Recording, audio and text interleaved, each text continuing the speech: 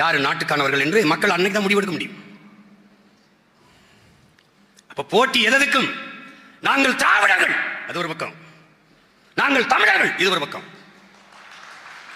இப்படி ஒரு கட்சி பேரறிவிப்பு செய்யுமா?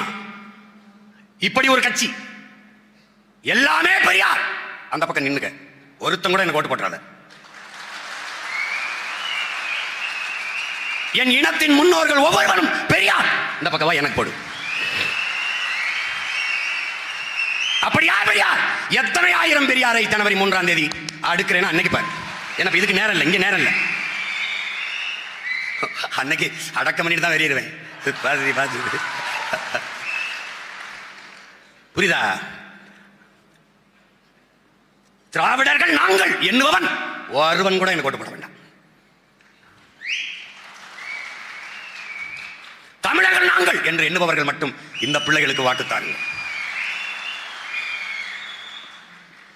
கடையில் வள்ளல்கள் பாரி ஓரி காரி பேகன் ஆய் நல்லி அதிகமான் தகடூரை தலைமையிடமாக கொண்ட ஆண்ட அதிகமான் நெடுமான் அஞ்சினம் பாட்டன் வள்ளல் அவ்வை பெருமாட்டியின் அன்பிற்குரியவன், பேரன்பை பெற்றவன், மதிப்பிற்குரிய பெருமகன். என்ன இருக்குது உன் அடையாளம்? தர்மபுரியிலே நடுச்சாலையில் அதிகமான ஒரு சின்ன சிலையாக அவ்வை கையேந்தி நிற்கிறது போல, அவன் அன்பளிப்பை பெறுவது போல ஒரு சிலை. அவ்வளவுதாண்டா அவன் அடையாளம், அவ்வளவுதாண்டா உன் மதிப்பு.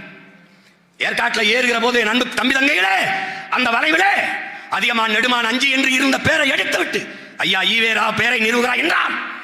உன் அதிகார திமிரிலே என்ன செய்து விடுவார்கள் இவர்கள் தமிழர்கள், மானங்கட்டவர்கள், 1000-500க்கு வாக்கை போட்டு விடுவார்கள் என்று எண்ணுகிறீர்கள்.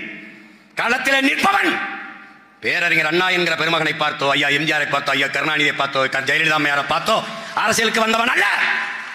அரசியலுக்கு வந்தவன் அல்ல. கரவேட்டி கட்டி இப்படி கையில தலைவர் படத்தை சட்டப்பையில் வச்சுட்டு வந்தவன்ல, கழுத்துல சைனைட்டு குப்பிய மாட்டிட்டு இருந்த தலைவனின் பின்னாடி வந்தவன். இடுப்புல எதிரி நெஞ்சை துளைக்கிற தோட்டாக்களை பூட்டிய துவக்கை தூக்கி வந்தவனுடைய பிள்ளைகள் இவர்கள். அவன் களம் வேறு காலம் வேறு, அவன் மகன் இவன் களம் வேறு காலம் வேறு.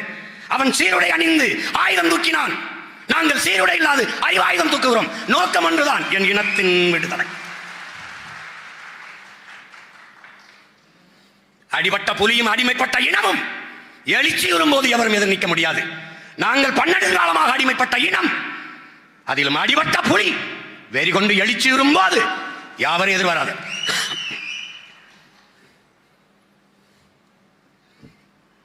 இதுதான் இங்க போ. இந்த தேர்தல சண்டை இதான் தம்பி, இதான் நடக்கும்.